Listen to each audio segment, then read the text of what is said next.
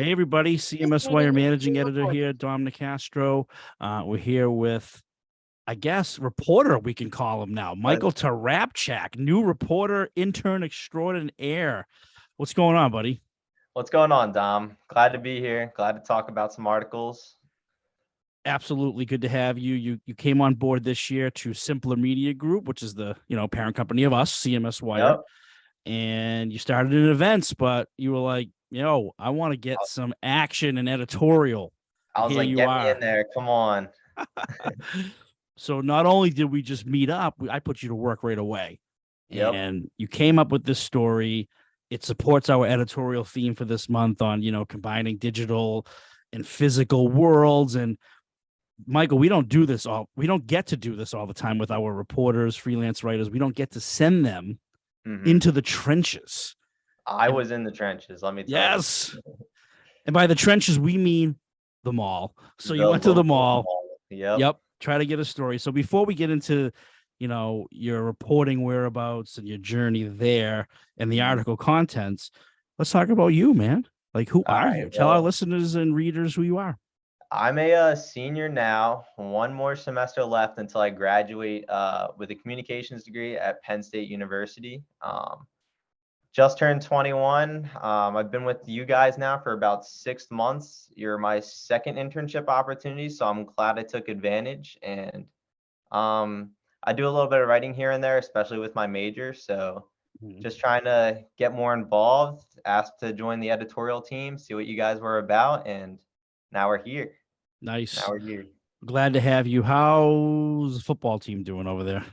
The football team. Huh. So where I'm from, the Eagles are doing pretty good, but I Okay. am a Patriots fan, and Boom. Makes two of us.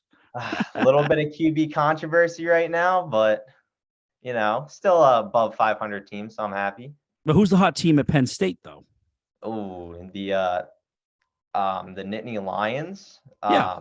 they're the hot team, but unfortunately, we just lost to Ohio State and Michigan, so Oh, that's a back-to-back the tough playoff losses. the playoff hopes are kind of down the drain. But we're going strong. We're ready for next year with Drew Lar. There you go. Good positive attitude. Yep. All right, Michael, let's talk about the story. So you get out there, tell us about where you went, what mall it was, what you saw. Sure. So I am at Penn State. So we actually have a local mall near us called Nittany Mall. So literally, the way I heard about it actually was the Planet Fitness gym is right near there. So every Mm-hmm. time I go to the gym, I'm right there at the mall. So you guys came to me with the story idea, and I thought it would fit perfectly with the setting of being in a mall and like experiencing different clientele and the physical marketplace. So I thought it'd be perfect to kind of go into the mall and talk to a couple managers there about like their business and kind of how it incorporates into a hybrid theme. So a business that's kind of physical and a business that also has an online aspect. Yeah. And what was the general sense of the feedback they were giving you? Is it, such a big changing game post COVID? Like, Mhm. how are they kind of balancing both opportunities? So I talked to a manager named Jason at AT&T, and I kind of asked him like, how does like the online marketplace and the in-person marketplace kind of like coordinate? Because especially with COVID, like you said, there was Mm. all that coordination and that communication that had to be done between the two spaces. So I was talking to him a little bit, and then he told me about like a procedure they do. So like with AT&T, you typically want to get a phone, right? So he told me that there's numerous occasions where consumers will buy a phone with the color and gigabytes they desire, and they have to actually to get the phone, they can drive to AT&T to then pick it up. So this way, their marketplace actually can like coordinate and talk to the online marketplace. So Yeah. in that ways, it's like a little coordination. So hybrid marketplaces are really cool because that's what they can do. They can facilitate the operation to not only through online means, but then through physical means. And they can coordinate and say someone buys something online, right? That can register right with the in-person store. So Yeah, and there's a lot that happens in between that exchange, right? Like mhm, the readers of CMSWire are the people who are behind the scenes doing that, mhm, and sometimes there's breakdowns. There's breakdowns in technologies. yep, There's misalignment with the online presence and the physical store. mhm, It sounds like AT&T has it down pat. I mean, they should, right, with the technology they have at their mhm, fingertips, right? They yeah, kind of walk the walk in that sense. But mhm, mhm, I was just at getting an oil change recently. I always go to the same one, and they were telling us that it's just I have a $10 coupon every time, and it never works there. never does, right? But the storefront manager always honors it because he knows that it's not the consumer's fault. Mhm, So it's not. there has to be such good coordination between Mhm. corporation and these mom and pop chains, or I should say franchisees. So it sounds like AT&T's got it down pat in that particular store.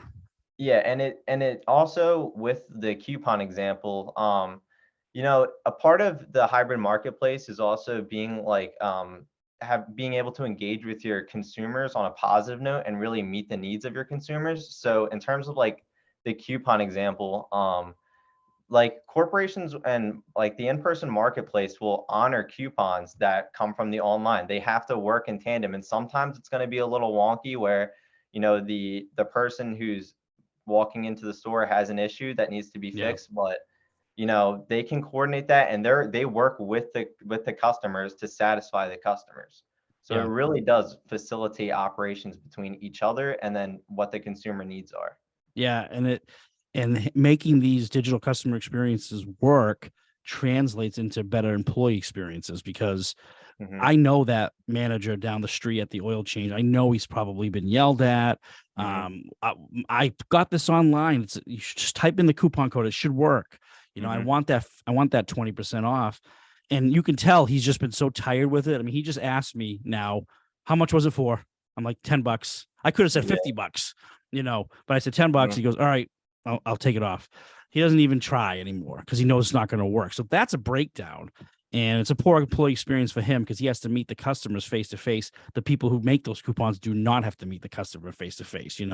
Right, and that relationship with clientele versus staff is also very important. So while I was in the mall, I also wanted to know the Mm, advantages of a in-person marketplace while I'm there because I'm able to physically walk in and be able to elaborate on the managers that work there in the physical space. So I was actually talking to Aaron of Bed Bath and Beyond, and Bed mm, Bath and Beyond is another corporation that has their online and their in-person marketplace. So I asked her kind of what was the advantages of being an in-person store over the online marketplace. And she said, well, one of the reasons why consumers come to our store is because they can physically see our products, which is one luxury that online or in person will always have over online is the ability to physically see the products and know exactly what you're getting. But she also said, which I thought was very fascinating, was the fact that the main reason why she can retain so much clientele in the in-person setting is because of the staff relationship with her clientele. She says she has regulars mm. that come in that know her staff and they shop there frequently because of the interaction. So it's really the best of both worlds in terms of a hybrid marketplace. You can shop online and not have to deal with the interaction with staff, or you can go online and you get the interaction with staff. And it really depends on what the customer wants and what the customer is satisfied with. Yeah, and that's an advantage that those in-store facilities have. They can face to face, one to one, right with the Mhm, customer, and that's pretty cool. That someone at a big chain like Bed Bath and Beyond and AT&T, well, is making those connections pretty personal. mhm, That's mhm, that's great. You don't really see that or hear about that mhm. too much. That they actually do have regulars at a chain like that. That's pretty cool.